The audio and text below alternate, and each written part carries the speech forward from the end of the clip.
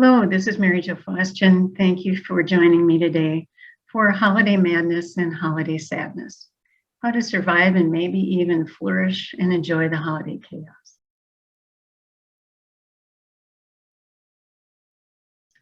So we're going to be talking about several topics, exploring different celebrations in different cultures and religions, and discussing the stress that comes along with the holidays and the chaos, identifying some tips, and also exploring holiday sadness and grief that some people are experiencing at this time.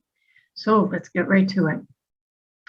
So for some of us, the year of celebration seems to start at the end of the year with Halloween. Sometimes people are really getting into the Halloween season now and decorating more and more, but some people do not appreciate that. So that's okay. Everybody's different and everybody has different likes and dislikes about that. But so many people like to enjoy Thanksgiving together. And that certainly is something that many of us in our culture do. And then there's the Christian holiday of Christmas, which celebrates the birth of Christ. And the unfortunate thing that I think anyway is that it's become highly secularized. We do enjoy those celebrations. We enjoy the decorations. We enjoy sometimes the carols and the movies. You know, it's a Wonderful Life and A Christmas Story. And my favorite actually is Elf. But, you know, we can sometimes forget and overlook the real reason for the Christmas celebration. And then there's the Jewish celebration of Hanukkah. And it's a wonderful festival of lights for the Jewish people. And I love to see the menorahs in the windows. And I didn't even realize that it actually is a celebration of the rededication of the temple in Jerusalem. And so I think it's wonderful to kind of look at the reasons why many of us celebrate. And then there's Kwanzaa for African American people who celebrate their culture and heritage. And there's the Islamic holidays of Eid al-Fitr and Eid al-Adha. There's many different holidays, many different religious practices. Of course, then there's New Year's Eve and the Chinese New Year. I've never been to a Chinese New Year's celebration, but it looks so inviting, so exciting with all of the different colors that and the celebrations and the different rituals that they do go through. I'd love to go to one sometime.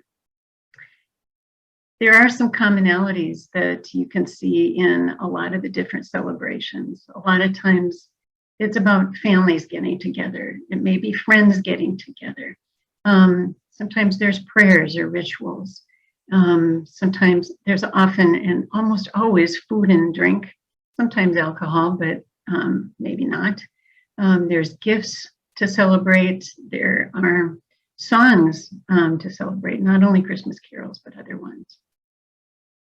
So there are some commonalities that help us to celebrate and to enjoy that time together.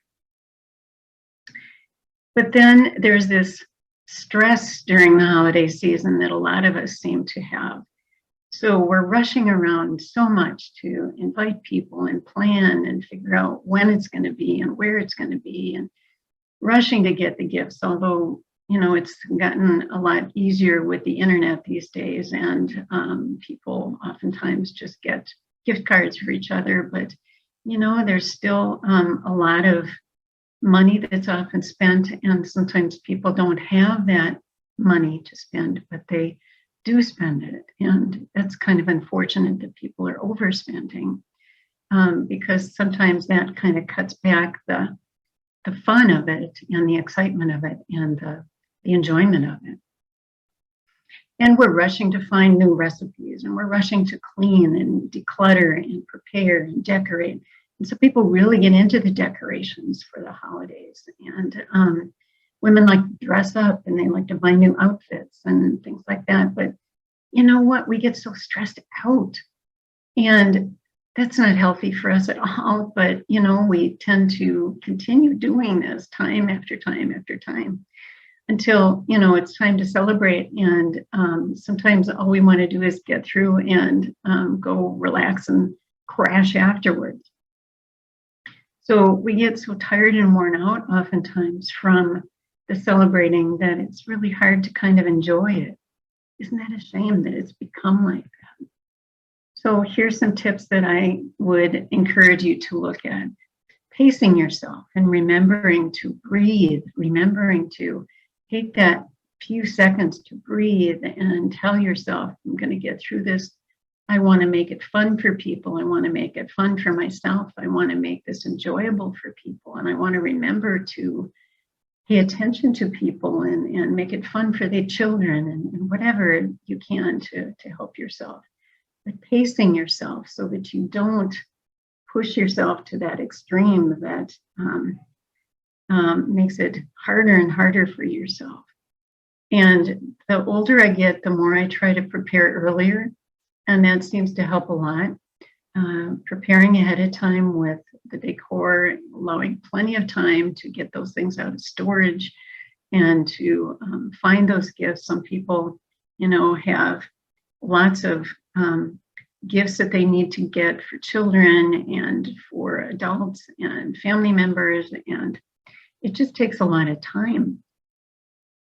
And I think the most prepared I ever was when I knew I had to take off just before Christmas, because my daughter had a trip she had to go on. And so I had to get everything ready a few days before Christmas. And it was just, I actually did it. And it's the most prepared I have ever been, because now I know I've got a few extra days to prepare and I wait. But preparing ahead of time really does help a lot. Can you ask for help? Some of us need to ask for help because it's sometimes very overwhelming. So maybe you can do a potluck instead of doing it all yourself, even though it's really nice to be able to say, that you prepared all of these things and you get all the accolades and whatever. But, it's also okay if people help you. So, and to simplify, even though we like to do all of this decoration and all of the gifts and all of the food, is there a way we can simplify? Are you willing to simplify? Sometimes that takes a little bit of humility to kind of pull yourself back and say, it's okay if I make it a little bit easier on myself and all of us this year. And maybe I can even enjoy it a little bit more if I do that. What if you did some of these things? Maybe you could invite a friend who maybe doesn't have anybody to celebrate, and maybe could enjoy celebrating with you. Maybe you can invite a family member you haven't seen for a while and, make them feel welcome. Maybe you can volunteer. There's so many opportunities to volunteer during the holiday season. Maybe you can volunteer at a food shelf or at a local church to serve a dinner, or maybe be a bell ringer for the Salvation Army. There's so many different ways that you can volunteer, but so many people need so many help, not only at the holidays, but we seem to remember them at the holidays. And what if you have to work? I had to work many years on holidays because I worked in the hospital setting, and oftentimes people have to work if they're in the retail setting too. So what can you do if you still want to celebrate? Can you celebrate on another day? Can you celebrate before or after work, or maybe during work you can have a potluck? And there also can be, maybe you can, I remember there was one time when somebody volunteered to work for me so that I could be at home with my family and young children, and that meant so much to me.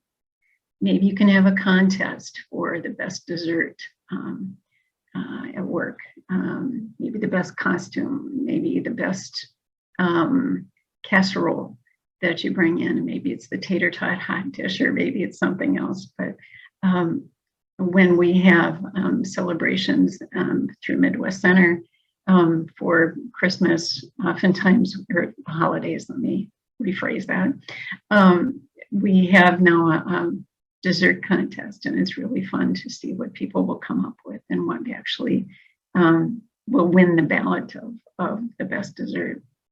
And maybe you can actually put up a donation box for people in need. There's so many people in need. Maybe a donation box at work would be a good way to help people just remember that there are many people that need help.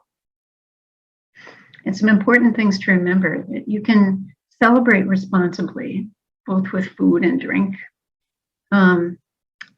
When I think about this, I realize that there are many women who kind of are really hesitant about the holidays because there's so much food involved.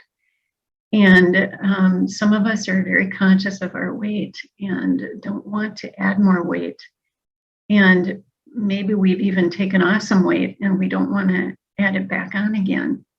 So it's a little scary sometimes to actually think about the holidays and all the food that's involved. But that's an important piece of it. So you can choose to take care of yourself, both with food and drink. You don't have to eat or drink irresponsibly. You can drink responsibly and eat responsibly. Remembering the reason for the season, actually enjoy the time and help other people to enjoy the time as well. And to remember, if you can, to help other people. And I love this quote from Mother Teresa: if you can't feed 100 people, and how many of us can't, then just feed one. And how important that is to remember other people at those holiday times, because there is a lot of holiday sadness. Remember, please, that not all people like to listen to Christmas carols. Some people don't want to celebrate. Sometimes they resent all the fun and the fuss because they haven't got maybe family or friends to celebrate with. And it often brings back hard memories of maybe childhood issues, maybe broken relationships, and maybe they can't see their children on the holidays, and it's really hard for them. Some people are grieving the loss of a loved one and feel very alone and forgotten. But to remember, if you do need some help during the time of the holiday, that there are local churches. They're sharing and caring hands here in the Twin Cities. There's the House of Charity here. There's many other places that you could go to for at least maybe some food and some support. And if you could allow me some time just to share my own holiday grief and loss, I would appreciate it, because some of you may identify with it. My mother died when I was 17, and it was over 40 years ago, but I remember it very well. My mother had been sick for a very long time. She was a semi-invalid for about 9 years before she died, and I had to help her with the cooking and the cleaning and the sewing, and she taught me so much in that time. She taught me baking, she taught me tips for cooking, and we had some good times together, and I felt very close to her. And I will always remember that, on December 20th of that year, she had been getting weaker and weaker. And she asked me, I remember the time, 5:30 at night. I was busy cooking a meal for the family. And she called me into where she was. She was laying down, and she said, "Mary Jo, can you get my pill for me?" Because she was having some pain. So I brought her pill, and 5 minutes later, she was gasping for breath. I called 911, and then I started to give her mouth-to-mouth resuscitation, and it didn't work. By the time the paramedics got there and took her to the hospital, she was already gone. I remember following the ambulance to the hospital and finding where they had brought her to. And she was already cold. And I touched her hand, and it was just cold. And this was not my mother. This was a shell. And it really shocked me. And that was just so hard for me at the time. I couldn't understand where she went, what happened to her. And it was just so hard to get through that holiday. I don't remember much about that Christmas, but I do remember that lots of friends and family and neighbors brought tons of food over, and I didn't want to eat. It took me a long time to recover, but I do know that she was in a better place, and that made me feel so much more comforted. My father also died around the holiday season. He died just before Halloween in October. And he went into heart surgery. And I remember his last words to me were, "Mary Jo, I made it through the war. I can make it through this." But he didn't. And I was so grateful that God let him live through the war, that he was able to meet my mother, fall in love with her, and that they had a chance to have me and my two brothers. I will always be grateful to them for the gifts that they gave me. But it's still a very hard time during holidays for me. And I know it is for some other people too. And especially a few years ago when I almost died, I realized that we need to appreciate every single day that we have, because every single day is a gift. So please keep that in mind during the holiday. And please try to reach out to somebody that might need a friend or a helping hand. And especially if you'll be alone, please keep yourself from getting depressed. Do something to brighten your mood. Watch a favorite movie, or read a favorite book. Do a favorite game on your computer or your phone. Some people get into puzzles, and it can take a long time to get a puzzle done. Or learn something new. Take a go on the computer and find something new to learn. Or call someone that you haven't talked to for a long time. Find ways to keep yourself from getting depressed, because there are so many ways to do that. And to find ways to be grateful for what you do have, because all of us have so much to be grateful for. And continue to remember that as you gather with people and find ways to celebrate in the holidays. So thank you for joining me for Holiday Madness, Holiday Sadness. I hope this has been helpful to you and enlightening. Please take care. Enjoy the holidays safely and responsibly.